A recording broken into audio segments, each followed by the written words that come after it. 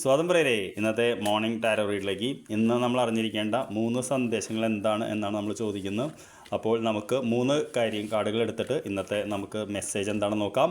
അപ്പോൾ ആദ്യത്തെ കാർഡ് എന്ന് പറയുമ്പോൾ ദ ബ്ലാക്ക് മേജ് എന്ന് പറയുന്ന കാർഡാണ്. ഈ കാർഡ് നമ്മളോട് പറയുന്ന സന്ദേശം എന്ന് പറഞ്ഞു കഴിഞ്ഞാൽ നമ്മുടെ ഈഗോ ആണ് നമ്മളെ ഏറ്റവും മുന്നിൽ തടഞ്ഞു നിൽക്കുന്നത്, അതായത് ഞാനെന്ന ഭാവം. അപ്പോൾ നമ്മളൊരു മാറ്റത്തിന് വേണ്ടി ശ്രമിക്കുമ്പോൾ നമ്മൾ ആദ്യം ഈഗോനെ ഇതാക്കണം എന്നുള്ളതാണ് പറയുന്നത്. രണ്ടാമത്തെ ബ്ലെസ്സിങ്സ് എന്ന് പറയുന്ന വളരെ മനോഹരമായിട്ടുള്ള കാർഡാണ്. പുറകിൽ നിങ്ങൾക്ക് ഏഞ്ചലിനെ കാണാനറിയാം.